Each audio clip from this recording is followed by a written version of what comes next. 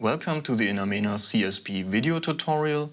This is block 2, unit 7, about the quality control of meteor data.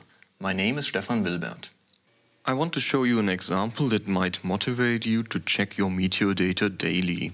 I already opened an Excel sheet that is created daily for our meteor data here in Tabernas. So on the y-axis we see the irradiance in watts per square meter, and we see the time on the x-axis. We see the DNI in red, the GHI in green, and the DHI in blue. All the three curves are measured directly with separate instruments, thermal instruments mounted on a solar tracker. We see that it was a quite sunny day. We reached high DNI, and we see one outlier here.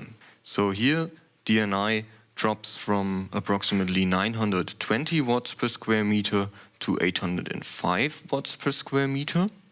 And in order to find out what happened, we can now check this graph errors. Here we see the signal deviation between the measured DNI and the calculated DNI in watts per square meter.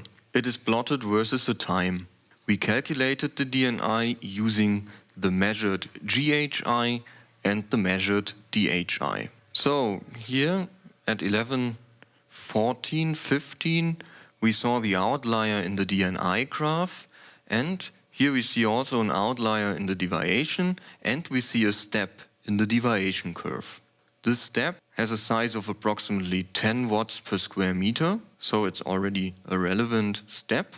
And well, I know that this data comes from a Monday, and I know that our instruments are cleaned every working day. So I know that this event, this deviation, belongs to a cleaning event, and I can prove that by looking at our protocol, and I can also look at the images of our total sky imager, and here I see that Jose really cleaned the sensors at 11:14.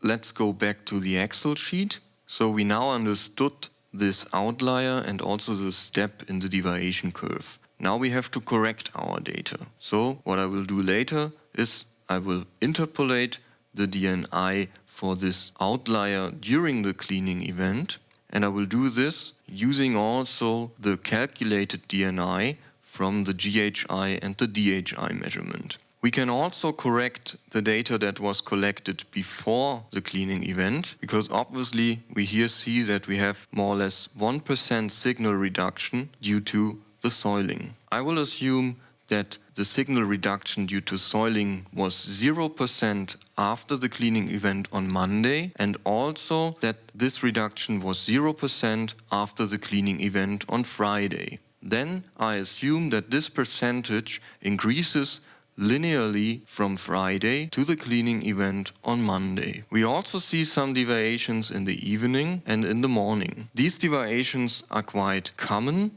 They are caused by leveling inaccuracies and by the cosine response of the GHI pyranometer. Sometimes it's not so easy to explain and to correct the deviations. For example, there can be dew on your sensors, or there can be water on your sensors after a rainfall. I want to illustrate this with this picture. And also sometimes animals and what they leave behind have to be considered. You might say that this is quite improbable, but it's really an issue. As you have seen, it is not sufficient to just log the data. A quality control of the meteor data is necessary. Thank you for your attention.